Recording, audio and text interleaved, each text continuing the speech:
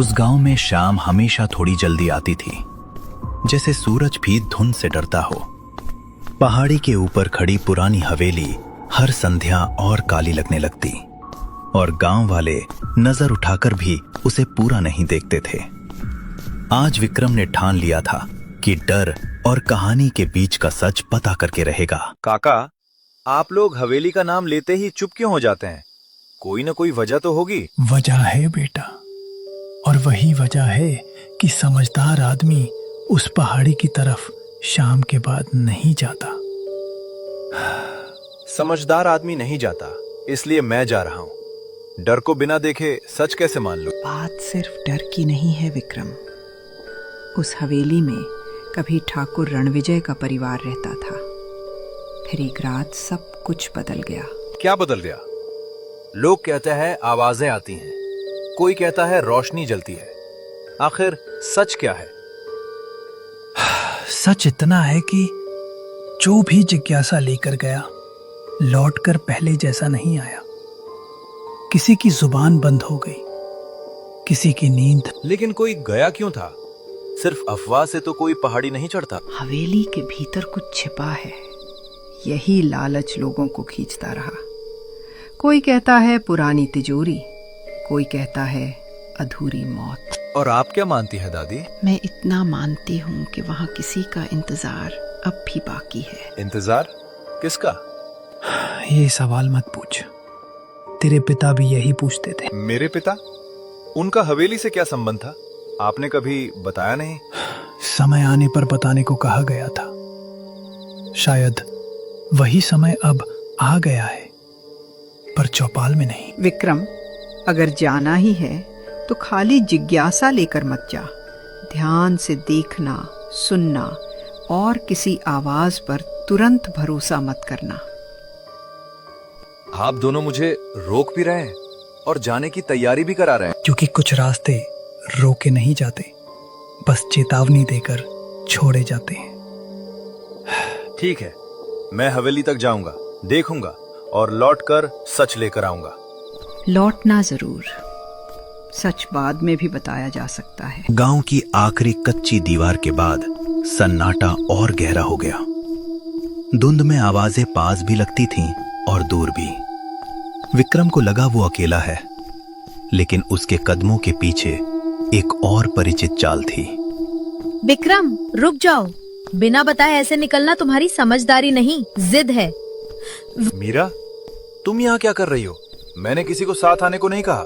अच्छा किया, क्योंकि मैं पूछने नहीं रोकने आई थी, और अगर ना रुके तो साथ चलने आई हूँ। ये रास्ता मजाक नहीं है। हवेली तक की चढ़ाई अंधेरे में मुश्किल है। मुझे चढ़ाई से नहीं, तुम्हारी आदत से डर लगता है। जहाँ सब रुकते हैं तुम वहीं और आगे बढ़ते हो। किसी को तो पता करना होगा कि ये कहानियाँ हैं या सच। हर बार डर को विरासत की तरह आगे नहीं बढ़ाया जा सकता। और अगर वहाँ सचमुच कुछ हुआ तो कम से कम हमें पता होगा कि किससे डरना है। अभी तो लोग अपने ही अंदाजों से कांपते। काका ने तुम्हें क्या बताया? मैं चौपाल तक पहुँची तो सबके चेहरे बदले हुए थे। उन्होंने पिता का जिक्र किया, कहा उनका भी हवेली से कोई संबंध था, बस उससे ज्यादा नहीं बोले। तुम्हारे पिता के जाने वाली रात भी धुंध ऐसी ही थी। मेरी माँ आज तक उस शाम को याद करके कांप जाती है। इसलिए तो जाना जरूरी है। अगर उस हवेली ने मेरे पिता से कुछ छीन लिया तो कम से कम उसका नाम तो जानूं। नाम? लोग कहते हैं हवेली में नाम पुकारे जाते हैं, जो जवाब दे दे वो भटक जाता है। लोग बहुत कुछ कहते हैं, तुमने खुद कभी कुछ देखा? देखा नहीं, सुना है।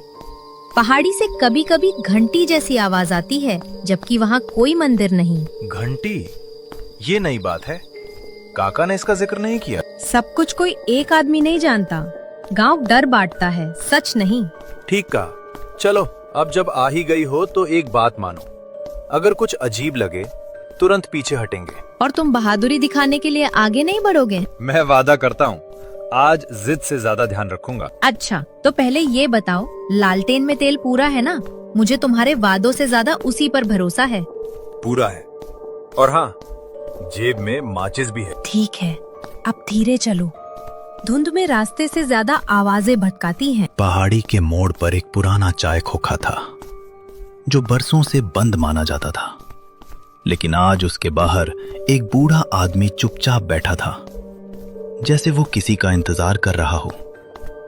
हवेली अब पास लगने लगी थी और उसके टूटे मेहराब धुंध के भीतर भी अलग पहचाने जा सकते थे। देर कर दी विक्रम। मैं सोच रहा था तुम आज भी सिर्फ सवाल पूछकर लौट जाओगे। आप मेरा नाम जानते हैं? मैं आपको पहचानता नहीं। पहचानना जरूरी नहीं। इस गांव में कुछ लोग चेहरों से नहीं, इंतजार से जाने जाते हैं। बाबा, आप यहाँ अकेले क्या कर रहे हैं? ये खोखा तो बंद रहता है। बंद चीजें हमेशा खाली नहीं होती बिटिया। कुछ जगहें बस बोलना छोड़ देती हैं। सीधी बात कीजिए, क्या आप हवेली के बारे में जानते हैं? जितना जानना ठीक है उतना जानता हूँ, और जितना नहीं जानना चाहिए उतना तुम्हारे पिता जान गए थे। आप लोग आधी बात करके हमें और उलझा देते हैं। अगर खतरा है तो साफ बताइए। ये नाम हवेली के दरवाजे के बाहर नहीं लिया जाता। खतरा दो तरह का है, एक जो आंखों के सामने होता है, दूसरा जो तुम्हें वही दिखाता है जिसे देखने की तुम्हारी सबसे गहरी चाह हो। मतलब हवेली धोखा देती है? हवेली कुछ नहीं करती, अंदर जो जागा हुआ है वो करता है। अंदर कोई है? इंसान? अगर इंसान होता तो गांव वाले उसे नाम दे चुके होते। हमें लौट जाना चाहिए विक्रम, ये जगह ठीक नहीं लग रही। नहीं, अब तो बिल्कुल नहीं। बाबा, अगर आप सचमुच मदद करना चाहते हैं तो रास्ता बताइए। सामने जो सीढ़ियां हैं वे मुख्य फाटक तक जाएंगी, पर फाटक से मत जाना। दाहिनी तरफ टूटी दीवार है, वहीं से भीतर जाना। मुख्य फाटक से क्यों नहीं? क्योंकि जो बुलावा सुनकर जाते हैं वे फाटक चुनते हैं, जो सच ढूंढते हैं वे दरार चुनते हैं। और अगर भीतर कोई आवाज हमारे नाम से बुलाए? जवाब मत देना, चाहे आवाज कितनी ही अपनापन क्यों ना लगे। आपने ये बात मेरे पिता को भी कही थी? कही थी, मगर उस रात उन्हें किसी और आवाज पर भरोसा था। किसकी आवाज? ये तुम हवेली के भीतर समझोगे, अगर समझ कर लौटे तो। हवेली सामने थी, दीवारों पर काई, खिड़कियों में काला सन्नाटा और भीतर से आती एक अजीब ठंड, जैसे पत्थर सांस ले रहे हों। विक्रम ने लालटेन ऊंची की तो टूटी दीवार की दरार सचमुच किसी छिपे रास्ते की तरह दिखी। यही दरार होगी। अंदर जगह बहुत कम है, संभल कर जाना। लालटेन पहले मैं अंदर रखता हूँ, तुम पीछे से आना। सुनो, अभी भी देर नहीं हुई है। बाहर खड़े होकर भी हम बहुत कुछ देख चुके हैं। नहीं, मेरे इतने पास आकर मैं वापस नहीं जाऊंगा। कुछ तो है जो सब छिपा रहे हैं। सब नहीं, शायद सब खुद भी नहीं जानते। तब आज पता चल जाएगा। विक्रम दरार से भीतर घुसा। दूसरी तरफ छोटा सा पिछला आंगन था, जहां सूखे पत्ते बिना हवा के भी खिसक रहे थे। ऊपर टूटी बालकनी से अंधेरा नीचे झुकता हुआ लगता था। ये जगह बाहर से बड़ी लग रही थी, पर अंदर और गहरी लग रही है। देखो, उधर लकड़ी का पिछला दरवाजा है, आधा खुला हुआ। क्या तुमने खोला था? नहीं। विक्रम, तुमने सुना? हाँ, पर ये आवाज कहाँ से आई? विक्रम बेटा इधर आओ। जवाब मत देना, नंदू बाबा ने मना किया था। ये आवाज मेरे पिता जैसी क्यों लग रही है? क्योंकि यही इसका जाल है।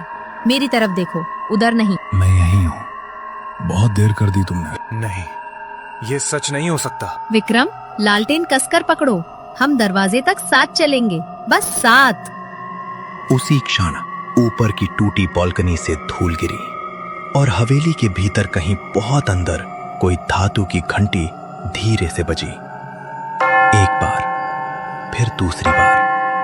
विक्रम और मीरा दोनों ठिठक गए। वही घंटी। मीरा, तुमने रास्ते में इसी का जिक्र किया था। और मैंने ये भी कहा था कि यहाँ कोई मंदिर नहीं है। दरवाजा खोलो विक्रम, इस बार मैं तुम्हें खाली हाथ नहीं लौटने दूंगा। इस बार? इसका क्या मतलब है? पीछे हटो, अभी। पिछला दरवाजा अपने आप थोड़ा और खुला। भीतर घुप अंधेरे में लालटेन की रोशनी बस एक लंबा गलियारा दिखा पाई और उसके आखिर में किसी सफेद कपड़े की हल्की सी झलक खिली।